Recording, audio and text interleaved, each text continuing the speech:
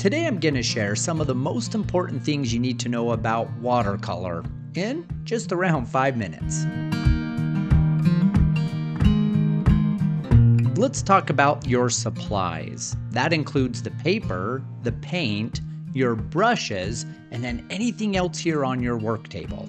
The first thing in considering is your paper. When it comes to watercolor paper, there's 3 different types of paper you can choose from. You can choose from hot press, cold press, and rough paper. Each of these can produce different type of textures that you might be looking for in watercolor. The first one is hot press. Hot press has a very smooth surface and it's often used for detail work, such as a portrait or if you're trying to get details of birds or animals. The second is called cold press. Cold press has some texture to the paper.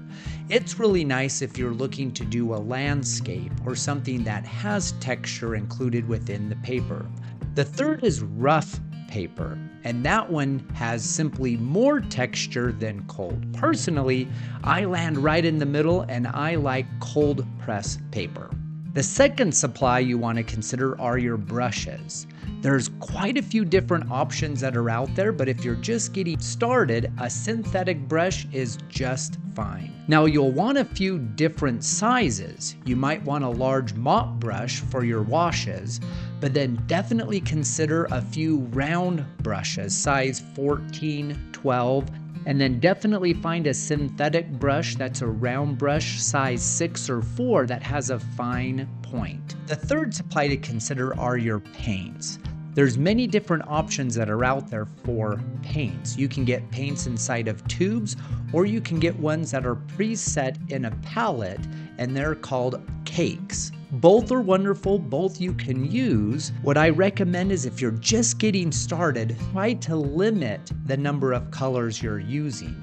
This will allow you to practice your color mixing on your palette, and you'll be able to advance quicker rather than having to rely on all the preset colors. The fourth supply is your palette. Some recommend that you have to use a metal palette. I would disagree. I think you could totally use the cheap plastic palettes and they work wonderful. More important than the number of paints that are on your palette is the area that you're going to mix your colors in. The larger space that you have will allow you to have more freedom in your color mixing process. Let's talk about the 3 main approaches to watercolor painting. These are wet on wet, wet on damp, and then dry on dry.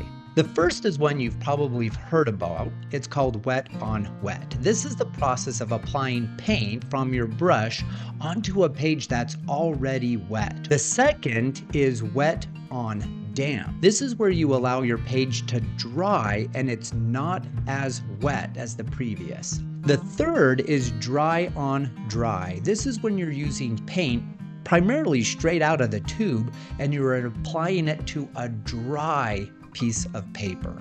Someone once asked me, what's my #1 philosophy when it comes to making a good painting? My answer is your values. Even before details and shape, value is the #1 important philosophy I have. If you have great contrast, your paintings will stand out. For those who are a beginning watercolor painter, the value is what you see from your lights to your darks. So I always highly recommend when you think you're finished, ask yourself the question, is there somewhere in my painting where I can push my darkers further?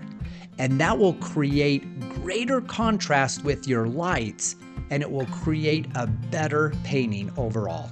Thank you for joining me in these quick 5 minutes to learn everything you need to know to get started here with watercolor. And please join me on this process every week with new videos that come out. And if you haven't had an opportunity, hit that subscribe button and help me get to 10,000 subscribers before the end of the year. Enjoy painting.